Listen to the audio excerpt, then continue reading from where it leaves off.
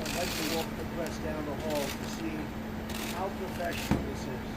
It's incredible. If you people would like, we would do that. Are they able to do that? Yes.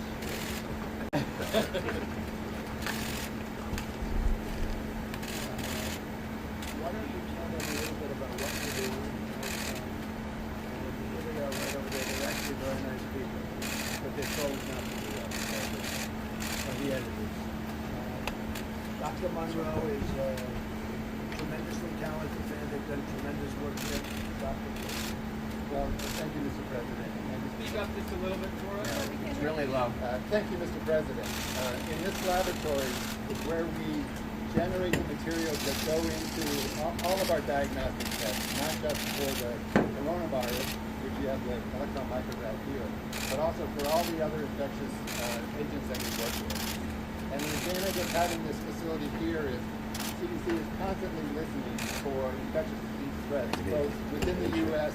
and around the world. And when we first heard about this unusual illness in Wuhan, China, we started paying close attention to see if there was any indication of what might be the cause. And as soon as the Chinese announced that it was a coronavirus and made available to the general public the sequence of that virus, we immediately started using that information, our scientists, to develop a test so that we could detect the virus. Can you hear them, kid? Here we go.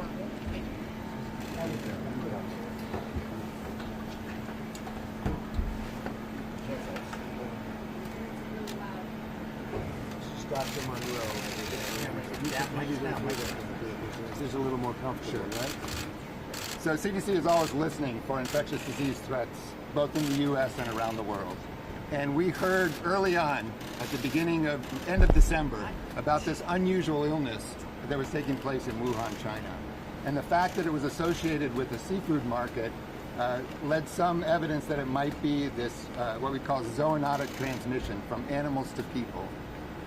As soon as the Chinese announced that it was a novel coronavirus, and the Chinese, to their credit, made that sequence information available right away, our coronavirus experts here at CDC used that sequence information to design a test so that we would be able to detect the virus, even though at that time there were no cases in the U.S.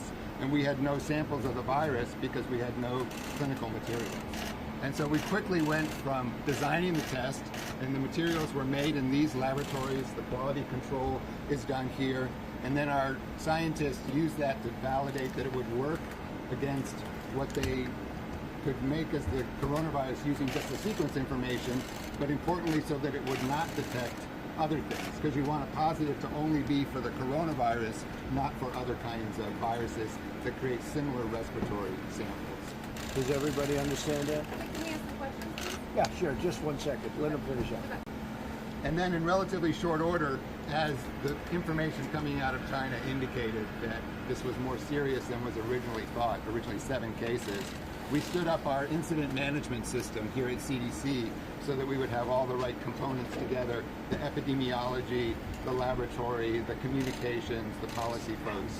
And then once it became clear that it was even more serious, that's when we started to work with our colleagues at FDA to say we need to make this test available to the larger public health laboratory community, and so worked with FDA to Tell them about how have you done with the test. to get what we call emergency use authorization, so that we could distribute the test originally to our public health laboratory counterparts.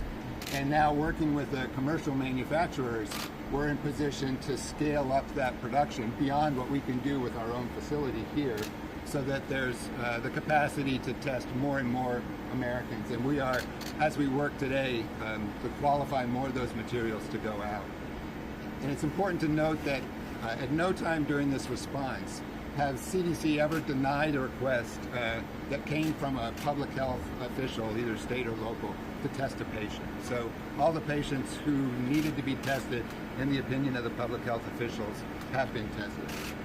They have plenty of material, is what you said. And yeah, all of our state labs now have the ability to test for this virus. And they have had.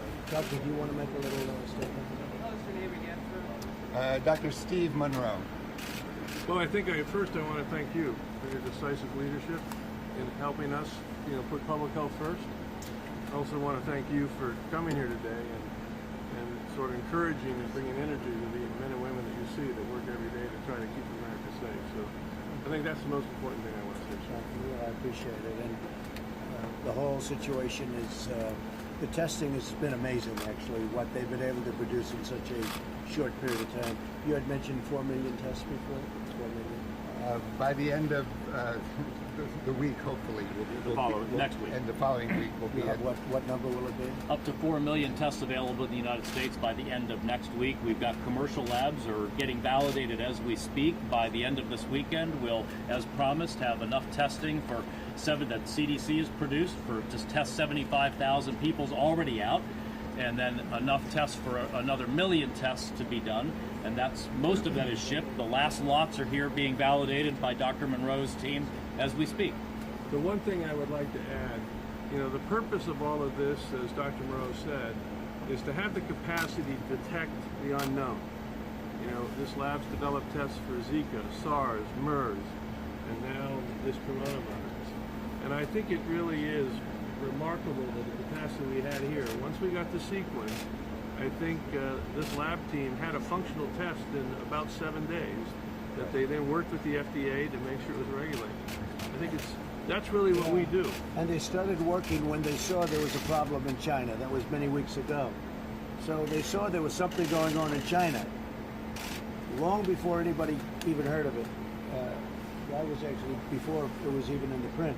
They heard there was a problem in China. That's when they started working on this, and that's pretty incredible. That's why we're in good shape. Is the coronavirus contained in the United States? Yeah, I think at this point, again, and we've said this before, and the Secretary can add, the overall risk to the American public does remain low. And again, I think we owe a lot to the decisive decisions initially to have travel restrictions and a number of areas of screening in airports. And then the most important is to get the public health community to do early case recognition, isolation, and contact tracing, which, again, the fact that we now had a test allowed us to do that a lot more effectively if we didn't have a test. We do have some areas where there's significant community transmission now. Obviously, we've seen that in the Seattle area, and we've seen it in parts of California. We're working hard with the local and state health departments in those groups to continue to try to control this infection in that area. I think as the President said, or maybe the Secretary, we still have only around 200 cases that we've diagnosed in the United States. We're going to see more cases because we're getting more diagnostics out there. But I would say that, again, what I said before, that at the present time, the general risk to the American public remains low. We're going to concentrate and help those communities, though, that are now fighting the battle. Like in the state of Washington, some of you were there, I think, the other day when we were out there. So, I have a question for Dr. Monroe, please. Would you admit that the CDC did have problems with the testing? You say that there were people that the health officials never had to request anyone to test, but you set such strict guidelines, so people were coming in and saying they couldn't get the test. We talked to dozens of people that have contacted us saying they couldn't get the test even though they had the symptoms because they didn't meet your criteria because your tests were faulty. So we did learn shortly after we distributed the first batch of our tests to some of the state health labs that there was an issue with one component of the test. And so we quickly put together a team to try to figure out what that issue was, and we suggested that people not test until we could sort that out. But what we have are 3 different signatures that we test for, and in working with FDA colleagues, we identified that 2 of those were sufficient to have a positive conclusive test. And so we've moved forward now with testing with just the 2 signatures. And this is something that could easily happen where we're just, again, starting from scratch with sequence information, building a test rather rapidly. We did small-scale testing here before rolling it out because our goal was to get it out to the public health labs as quickly as possible. But you didn't have to start from scratch. You could have just used the WHO's test. Why did you choose to start from scratch when it was a longer process? But we started with our test probably at the same time the Germans and the other Italians and the other groups that have worked with WHO were on developing their test. Nobody could start with test development until the sequence information was made available by the Chinese. Right, but theirs didn't have any faults. I'd like to make one thing clear. Please. When this test was developed in really very rapid time, it was first offered here at CDC. So all the public health labs of this nation could use CDC as we do when any new disease comes, and we can help them understand if this new pathogen is in that individual. That was available as soon as our test was approved by the FDA. Not a faulty test, a very accurate test. But the challenge was you had to send the sample here to CDC. That's the same test we use today. So no state lab never had no access. They always had the ability to send it here. But they had to send it here because there were false reads. No, they had to send it here because that's how we started it. Then we developed the test to expand, and in the manufacturing, there was, then after that we sent it out to the states to see if they could verify did it work. We found that in some of the states it didn't work. We figured out why. I don't consider that a fault. I consider that doing quality control. I consider that success, making sure this test was going to perform out there with the same proficiency that it performed here. And now it's all performing perfectly. President, do you have confidence Just so you in the understand, CDC? now it's all performing perfectly. And do you have confidence in the CDC and how it They're rolled out? fantastic people. These are fantastic people. No, it's performing very well, and it has been performing very well. And as you said, you had 2 of the 3 that worked perfectly, and that's all you need is 2 of the 3. In fact, you could have 1 of the 3 and it would work. So he had 2 of the 3, but now it's performing perfectly. Dr. Monroe, could you explain on the testing criteria how that compares? You explained to the president how that compared to China and international standards. Right, so early on, and when we submit our test to the FDA for emergency use authorization, we have to specify what are the conditions under which a person should be tested. And certainly at the beginning, we wanted to be clear that all of the cases at that time were associated with travel to one of the endemic areas or other things like that. And so the criteria in the package insert were strict about who could be tested, because we didn't want just a lot of people with compatible symptoms who had no history of exposure to be tested. But as was stated, there was never a time when a public health official contacted CDC to ask for testing, and it was not done, even if they didn't quite meet the strict definition. I understand even China had a geographic travel restriction on who they tested, and they were they're the epicenter of this. Is that right, Dr. Right, at the Monroe? very beginning, they were only testing people who had direct contact at the seafood market in Wuhan. Is there a chance that the limited testing means that the numbers are low and the public has been misled about how widespread this is? Yeah, we have been diagnosing cases here from the beginning, originally linked to travel, associated with very aggressive public health measures of contact tracing. So you might find one confirmed case and you might evaluate another 300 people, all right? And as we went out to do that, the only contacts initially, from the beginning that we found were 2 spouses who came back from Wuhan, and all the other contacts were negative. Over time, when the state of Washington sent a sample from an individual, they made the first diagnosis. That individual was also a traveler, but clearly as they continued to diagnose more, we found people that they had no risk of travel. And this is what we call community spread. So we do have community spread. We are continuing to look. We are enhancing our surveillance. We're blending the surveillance for coronavirus into our flu surveillance system.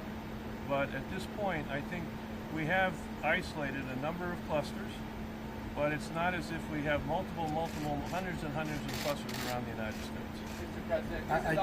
I do think what's happening though is you have people that are sick, but they don't go to the hospital, or they're not very sick. It's a more minor case, and it could be of this virus. But you have a lot of people that aren't going to the hospital, so we're not seeing those people. And if you did see those people, you did see these people, the statistics actually become much better because they heal, they get better, they don't see a doctor, they don't see a hospital, they have a problem, they have the sniffles or a cold or all, some of the symptoms, and over a period of time, short period of time or even longer period of time, they get better. If you look at that, then all of a sudden you're coming into a much lower category of risk in terms of death type risk. Because I think a lot of people aren't going to doctors, a lot of people aren't going to hospitals, and so you're not seeing those people. And Mr. President, you wouldn't have seen this, but actually today, Dr. Fauci published in the New England Journal of Medicine a revised estimate of fatality counts, very much consistent with what the president was saying, which is the WHO numbers are just a math problem. This many people died, this many were diagnosed. But if you then extrapolate from the number of diagnosed to how many likely cases there are that never came to the doctor or hospital or got tested, Dr. Fauci's paper in the New England Journal says he thinks it's less than 1%, which is, I think, word for word, Mr. President, what you were saying.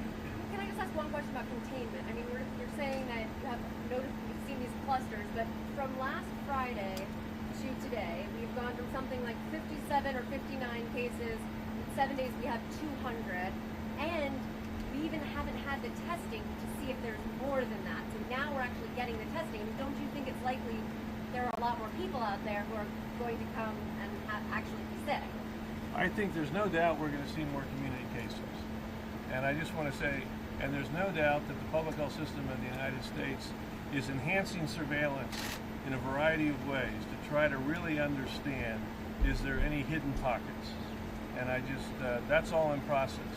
But I will say, everyone has been aggressively using the single case they diagnose, then to go look at all the contacts to try to begin to understand this. This is how the nursing home is having a lot of infections in Seattle, and tragically, and they're all in our prayers, a number of deaths from that nursing home. So I just want to assure the American public that we are enhancing our surveillance, not just CDC, but the entire public health system of this nation, so that we will have very accurate eyes on where this virus is. Obviously, Mr. President, we've talked a lot about the health ramifications, which of course is very important. But there are also economic ramifications. The stock market dropped again today. The travel industry, airlines, cruise ships, companies, travel companies have been hit especially hard. Can you give us a sense of what you're considering to help offset this pain? Well, we're considering different things, but we're also considering the fact that last year you had approximately 36,000 deaths due to what's called the flu. And when I first heard this 4, 5, 6 weeks ago, when I was hearing the amount of people that died with the flu, I was shocked to hear it. Anywhere from 27,000 to 70,000 or 77,000. And I guess they said in 1990 that was in particular very bad. It was higher than that. As of the time I left the plane with you, we had 240 cases. That's at least what was on a very fine network known as Fox News. You love it, but that's what I happened to be watching. And how was the show last night? Did it get good ratings, by the way? I don't know. Oh, really? I heard it broke all ratings records, but maybe that's wrong. That's what they told me. I can't imagine that. But what happened is, if you look at the number, the time we left, it was 240 cases, Peter, and 11 deaths. That's what it has been. Now, you look at throughout the world, I mean, other countries have South Korea, Italy, and in particular China, have many. Now, I also hear the numbers are getting much better in those places, and I've heard the numbers are getting much better in China, but I hear the numbers are getting much better in Italy, et cetera, et cetera. But what I hear, so we have 240 cases, 11 deaths. Everything's too much, and it's true. I don't want 11 deaths. I don't want any deaths, right? But over the last long period of time, when people have the flu, you have an average of 36,000 people dying. I never heard those numbers. I would have been shocked. I would have said, does anybody die from the flu? I didn't know people died from the flu. 36,000 people died. 27,000 to 77,000, that's your flu. And again, you had a couple of years where it was over 100,000 people died from the flu. So I start to say, I wonder what's going on here. Now, if you look at the percentage for the flu is under 1%. But this could also be under 1% because many of the people that aren't that sick don't report. So they're not putting those people in there, and you're smiling when I say it. Who are you from, by the way? I'm from CNN. You are? I don't watch CNN. That's why I don't recognize you. Nice to meet you. I really don't. I don't watch it. I don't watch CNN because CNN is fake news. Go ahead. Can you just address the economic piece, though? Because there is obviously a lot Of course it's an effect. I mean, it is an effect. Now, you know, if you know anything about me, I like when people happen to stay in the United States and spend their money in the United States, okay? So I think people are staying in the United States more. They're going to spend their money in the United States. So business is ended. It will end. People have to remain calm. I do think that if you look at the numbers and you look at the numbers from other years on other things, and you look at these numbers, it'll be interesting to see what you find. And statistics will soon be coming out. But there was a big statistic today that it's way under 1%. They said 1/10 of 1% in one case, but nobody really knows. We'll be able to find out. The problem is the people that get better, that don't see a doctor, don't go to a hospital, those people get better. If they were in the numbers would look much better in terms of death rate. Are you concerned there'll be some bankruptcies? Oh, I think you'll have other things. The amazing thing, and look at the job numbers today. We had a tremendous job number today. We had a number that when you add last month's number, which was a correction of plus 80,000 jobs, wasn't it a 350,000 jobs number today? That was shocking. I was watching a particular network, and they said on the network, but they're pros, they said, wow, these are unbelievable numbers. They were shocked by the numbers. Over 350,000 when you add last month's correction. Peter? So Mr. President, all these organizations that are canceling conventions and trips and study abroad programs, all the organizations and businesses that are canceling conventions and meetings and travel and so forth, even within the United States, are they overreacting or are they taking the right precautions? I think it's fine if they want to do it. I don't think it's an overreaction, but I wouldn't be generally inclined to do it. I really wouldn't be.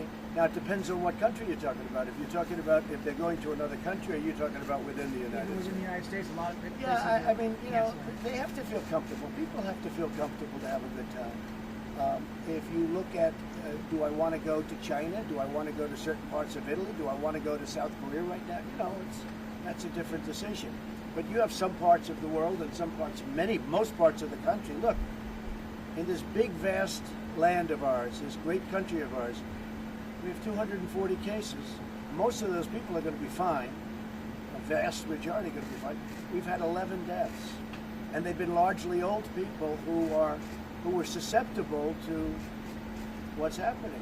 Now, that would be the case, I assume, with the regular flu too. If somebody is old and in a weakened state or ill, they're susceptible to the common flu too. They were telling me just now that the common flu kills people, and old people is sort of a target. And also the very young.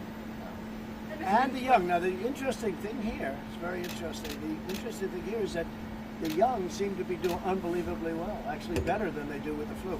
Young people and very young people are doing very well, which is another thing I guess they're trying to figure out. And Mr. President, you're shaking a lot of hands today, taking a lot of close pictures. Are you protecting yourself at all? Not at all. How are you No, staying not away at all. from germs? Not at all. I'm a person that is never big on the handshaking deal. Throughout my life, they used to criticize me for it or laugh about it or have fun with it. But if you're a politician, like I walk in and the doctors have their hands up, hello, sir, how you? If you don't shake hands, they're not going to like you too much, and I guess that's my business. I never thought I'd be a politician. I guess I'm a politician. But the fact is, I feel very secure. I feel very secure. Can anybody tell us what happened here last night and today that at one point canceled the trip and then put it back on? What happened here? I was told that one person, maybe, that works someplace in the building, at I'm not even sure what level, but that one person may have had the virus. And therefore, they said, sir, because of the fact that one person may have had because it's a big building with a lot of great scientists, frankly, one person had the virus, that turned out to be a negative report. That turned out to be negative. And so they called me, but it was already canceled. But this morning I said, wait a minute, I'm going to Tennessee. We're going down to Florida, have a meeting on Monday, as you know. And so we're going to Florida. I'd love to stop at CDC. That was a big deal with Secret Service, but they're fantastic, and they worked it out. So we stopped. But it was a report, and it was a negative diagnosis. Mr. President, that convention on Monday has been canceled because of coronavirus, where you were supposed to speak. No, we had another big deal. There were two of them, and there was a thing that we recommended because there's a lot of people, and we recommended that if they want, let them cancel that one. But there was another one in a similar area. Have you considered not having campaign rallies? Like you don't No, have I one haven't. scheduled in Michigan this coming week. Well, I'll tell you what, I haven't had any problem filling them. I mean, we just had one in North Carolina, South Carolina, all over the place, and we have tens of thousands of people standing outside the arena. So Isn't we it a haven't risk had. if there's that many people all close together? It doesn't bother me at all, and it doesn't bother them at all. What should be done about that cruise ship that's gone? Well, that's a big question. So I was just on the phone with Vice President, and they're trying to make a decision. I mean, frankly, were up to me, I would be inclined to say, leave everybody on the ship for a period of time and you use the ship as your base. But a lot of people would rather do it a different way. They'd rather quarantine people on the land. Now, when they do that, our numbers are going to go up. Okay, our numbers are going to go up. The 240 is going to go up, and I assume that perhaps, you know, it's a very big ship with thousands of people on it, including the sailors and the crew. You're talking about a massive number of people. That is a big ship. If it were up to me, I would do it that way. A lot of people think we should do it the other way. They're Americans, or mostly Americans, and we have to take care of Americans. The other way being take them off the ship. Bring them off the ship. That's the... Now, they'll be under quarantine, and they'll be tested very carefully. Everyone is tested very carefully. Somebody said today, in fact, the governor said a story that a friend of yours, you know, Governor Kemp, a friend of yours was saying how tough it is to get into the United States with all of the testing. Maybe you'd like to say. Yeah, so John Zeldin, who's running the general manager of Atlanta International Clarksville Airport, he's on our coronavirus task force here, and he did a great job yesterday in our press conference explaining the procedures that the president and others had put in place to make sure that everybody that's coming from northern Italy and South Korea being screened multiple times before they get on the airplane. I think that just gives people great confidence as they're traveling through all the airports across the country that the people that are coming in have been screened from those problem areas. The customs and border people are checking them as well, having conversations.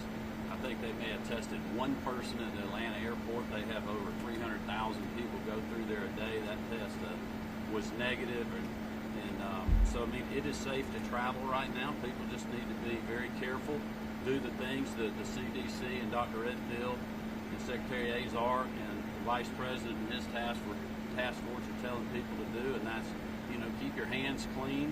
Just be careful where you're going. If you're sick, don't go to the airport. You know, don't go. But he was very impressed with how hard it is to get on the plane. He was tested 2 times, and then one person said 3 times just to come in. I mean, we're watching it very closely. The people are doing a good job, and instead of being negative, you should be positive. These scientists are doing a phenomenal job with something that came from out of nowhere a very short time ago. Not trying to be negative, trying to help people understand when they can get the test. And I want to ask Secretary Azar, because he said most of them had shipped out. Can you tell me exactly how many people as of right now can be tested? You told me yesterday you thought it'd be 475,000. How many kits have been shipped, and how many people do you think can be tested by? Well, you got the CDC director who's doing it. Okay, Why don't we have Dr. great. Redfield talk to you? You may believe him. You won't believe me. Why don't you talk to Dr. Redfield? No. We continue to send. Excuse me. No. Stand right here. We continue. Our first responsibility, CDC, as I said, was to develop the eyes, the lab test. Second responsibility is to get that out to the public health community.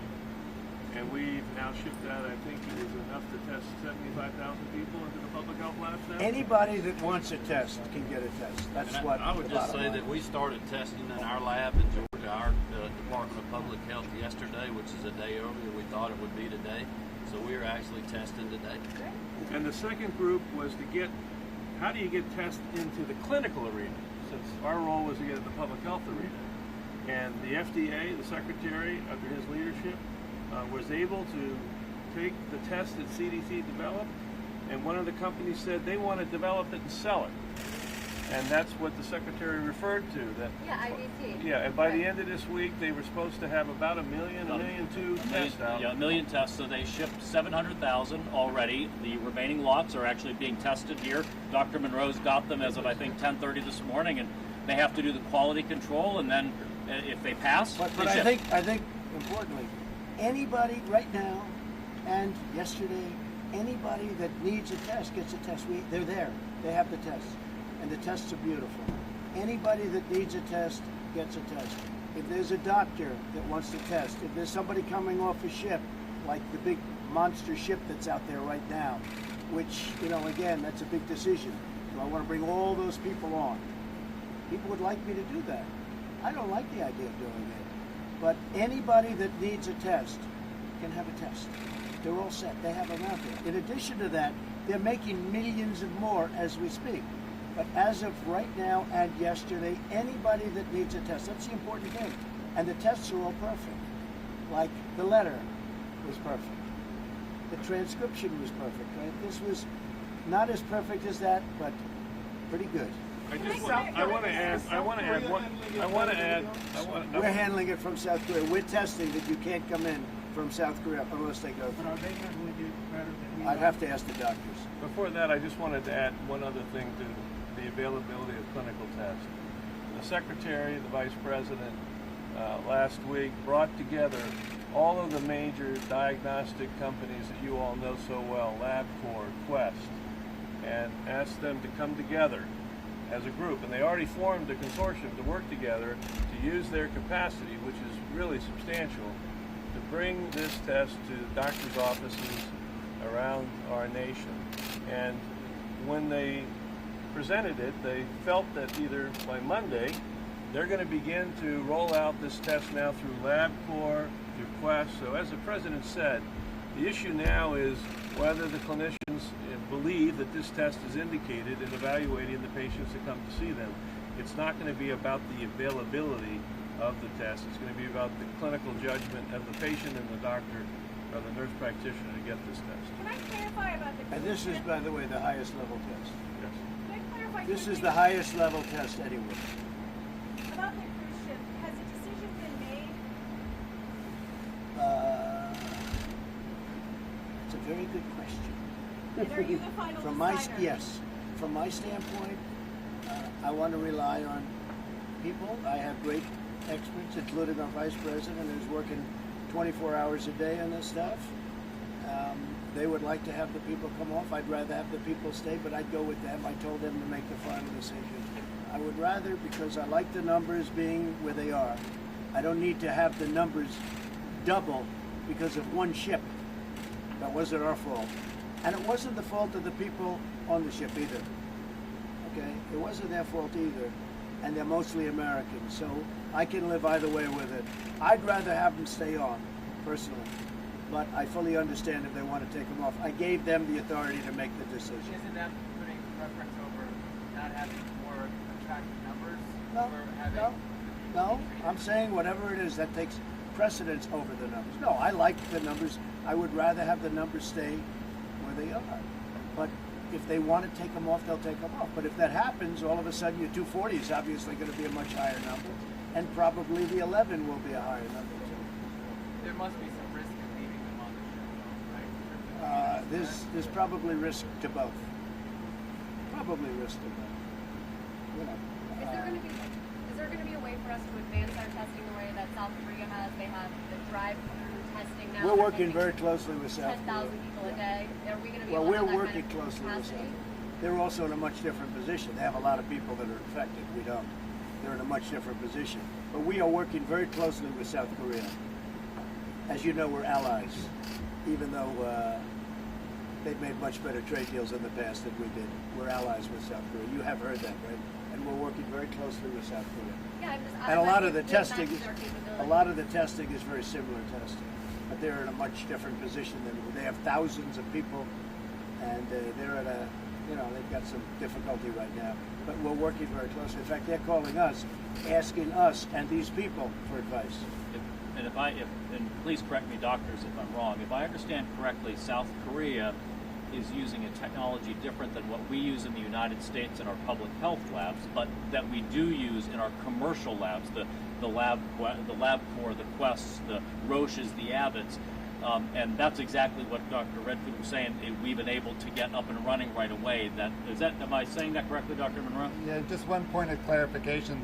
The South Koreans, I would call it, they're doing drive-through sample collection. So this is not like a pregnancy test where you drive through, they take a swab, and they tell you on the spot if it's positive or negative. They're using that as a way to collect samples from a large number of people, and then they're using the high-throughput testing platforms in order to do the testing. And that testing platform is what you're saying is available through Quest, and so it will likely be available starting Monday, we think, when they're up and running. And I think it's important just to emphasize, again, back to the role that CDC had to support the public health labs. We have built the laboratory capacity throughout our public health labs to monitor for flu and other respiratory viral systems. The platform that does that is the platform of the test that we developed. It wouldn't have helped us to develop a test for the public health labs, and they have none of the instrumentation. We developed using that platform for public health labs. Platform that the Secretary and Dr. Moreau is saying is a high throughput platform, which has been put in most hospitals for HIV, hepatitis C, and so that's the platform. And as we sit here today, we're trying to now validate whether the test we made would be validated to use that on that platform. But the private sector is already doing it too. I mean, they're moving now to that rapid throughput And don't forget, platform. these are the people, like as an example, HIV, I talk about it in speeches and other things. HIV free, or essentially free, within 9 years now. It's a 10-year process. These are the people that came up with the answers to this stuff that 3 years ago, 4 years ago, you would have said it's impossible. What they've done is incredible, and to others also. If you look at what they've done with HIV, it's incredible. Other countries are all calling the same people that you're dealing with. And honestly, what you should be doing is giving them a lot of credit, because this was a very condensed period of time. Even the vaccine, they're going to have tests done in 90 days that other people wouldn't have, that 2 years ago you were taking 2 years to do. And they're making great progress. It takes a period of time, but they're making great progress. Other countries are dealing with the same people you're talking to now, and others in this government universe. They're incredible people. And honestly, you should be giving them tremendous credit. They have done a tremendous job. When you mention South Korea, they're dealing with us all the time. When you mention Italy, they're dealing with us all the time. We're working together with China. We're working together with everybody. But these are great people. These are incredible people. And you shouldn't be knocking them. You should be praising them. They have done an incredible job already. As Michael said, you could not anticipate this kind of thing happening. Do you think that having the Office of Pandemic Preparation in the White House that went on staff in 2018? I just think this is something, Peter, that you can never really think is going to happen. You know, I've heard all about this could be, this could be a big deal from before it happened. Something like this could happen. I think we're doing a really good job in this country at keeping it down. We've really been very vigilant, and we've done a tremendous job at keeping it down. But who would have thought, look, how long ago is it? 6, 7, 8 weeks ago? Who would have thought we'd even be having this subject? We were going to hit 30,000 on the Dow like it was clockwork, right? It was all going, it was right up, and then all of a sudden this came out. All I say is be calm. We have the greatest people in the world. Everyone's relying on us. The world is relying on us. They've done an incredible job in a very condensed period of time. The thing is, you never really know when something like this is going to strike and what it's going to be. This is different than something else. This is a very different thing than something else. So I think they've done a great job. And you know what? If I didn't think they did, Peter, I'd tell you. Would there be a value in having an office in the White House that's preparing? Well, I just don't think that somebody is going to, without seeing something, like we saw something happening in China. As soon as they saw that happening, they essentially, not from the White House, I mean, we don't need a lab in the White House, but they saw something happening. Found it very interesting. They spotted something going on in China.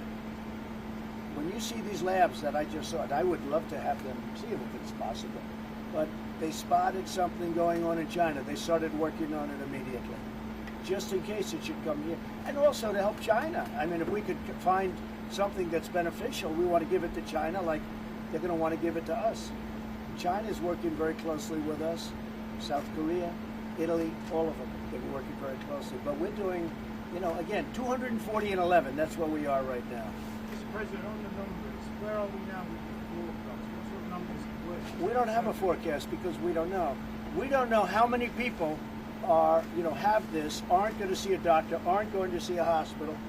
And the higher that number is, the better the number is from the standpoint of death, the death count. They get better without seeing doctors, without seeing hospitals. So nobody's marking it down. And I think the number is very high. I think that number is much higher, but it never gets reported because they're not going to hospitals or doctors. The ones that get reported are people that are really sick enough to go to a hospital or to a doctor. So it makes the numbers look worse. How can hospitals be preparing for that? Well, we're prepared for anything. We're prepared. We are really very highly prepared for anything. And in a short period of time, I mean, what they've done is very incredible. And I've seen what they've done back there. It's really incredible. from a health perspective. And by the way, NIH, what they've done, I spent time over there. And I like this stuff. You know, my uncle is a great person. He was at MIT. He taught at MIT for, I think, like a record number of years. He was a great super genius, Dr. John Trump. I like this stuff. I really get it. People are surprised that I understand it. Every one of these doctors said, how do you know so much about this? Maybe I have a natural ability. Maybe I should have done that instead of running for president. But you know what? What they've done is very incredible. I understand that whole world. I love that world. I really do. I love that world. And they should be given tremendous credit. And the whole world is relying on us. You know, you hear about, like you're saying about South Korea. South Korea is very much reliant on the information we're giving them. And they're reliant on the vaccines that we will come up with.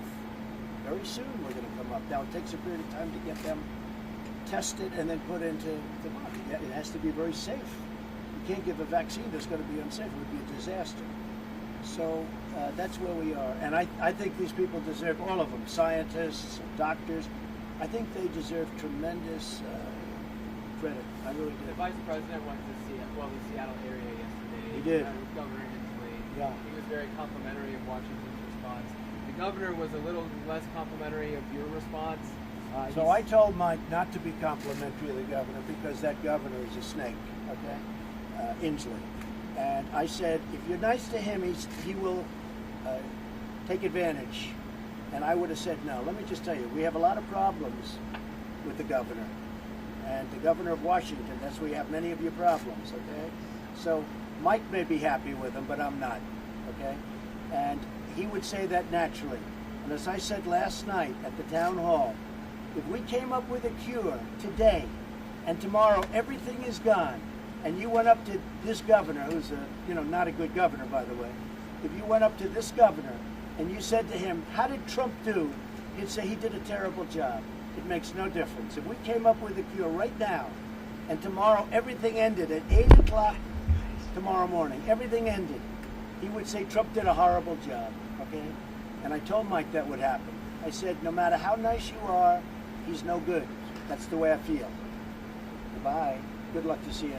I have one quick question, just for the people who are watching who are concerned and have symptoms. Is it possible, or is it a good thing, or is it something that we're looking into to be able to test people in mass like they're doing in other countries, so that they can just show up and get tested? Well, they're not testing; they're sampling people in other countries. Then they're testing. No, excuse me. There's a difference. I heard what he said. They're sampling people. It's a drive-by. They give samples. Now, can we do that? Yeah, we can do that, but that's not effective like what we're doing. We're doing the whole thing in one stop. They're doing samples in South Korea.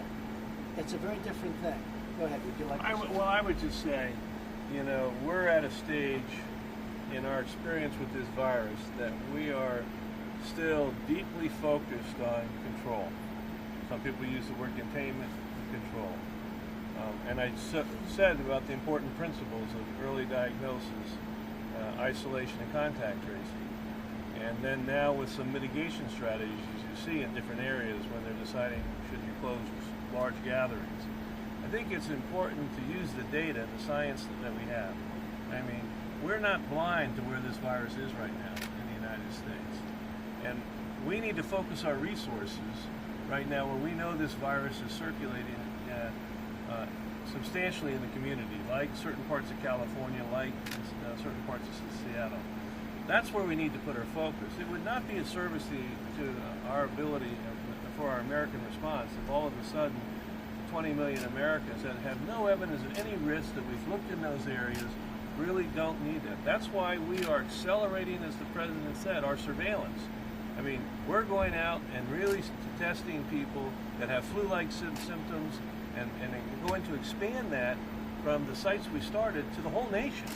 So we're going to have eyes on this and see, whoops, this virus has now snuck up into northern Maine. Whoops, we see it down in Kansas. And that information will then be used by doctors to know if someone comes in with an upper respiratory disease, I better think about maybe testing for the coronavirus. So really want to have the American people have confidence. It's not just in CDC. It's in the public health community of this nation. It's strong. They're doing their job. I tell people every time we see a new confirmed case, they should think of that as a success, not a failure, because they know their public health community is out doing their job. So the difference is that they're being proactive. We are being proactive. We're going out and looking for spots. Nobody else is doing that, not by leaving samples or anything else. We're going out and proactively looking to see where there's a problem. We don't have to do that, but we're doing it to see if we can find areas which are trouble spots. I don't even know if I agree with that. You'll find out those areas just by sitting back and waiting. But they're trying to find out before you would normally find out by waiting. And, you know, I think that's great, but that's what they're doing. We're the only country in that sense that's proactive. We're totally proactive, and we're totally equipped to handle it. Is the strategy shifting from containment to risk mitigation? So right now, it's you shouldn't think of it as one or the other, all right? And I'm going to say we need to stay committed to containment, and I still believe containment and control is the goal. But that's going to be complemented strategically by what we call mitigation or non-pharmaceutical interventions, like asking, churches not to have big gatherings. So in the state of Washington, in the last couple of days, they announced their initial mitigation strategies. We've been working on mitigation for the whole nation, just in a planning way, but we've also have our people buried into the Washington Health Department, the California Health Department, to have them start to develop. And again, Washington started to operationalize theirs this week. I suspect California will later. We're going to continue to work on these, and it's going to be a community by community strategy. They're not all going to be the same, but it's going to be driven by the amount of community transmission that can't be linked to a contact, that can't be linked to a trip. When you see significant, what we call on-link transmission, then you start to have to evaluate the value. So it's not one versus the other, but this nation should not give up on containment. Okay. Thank you very much. Thank you. Thank you very much.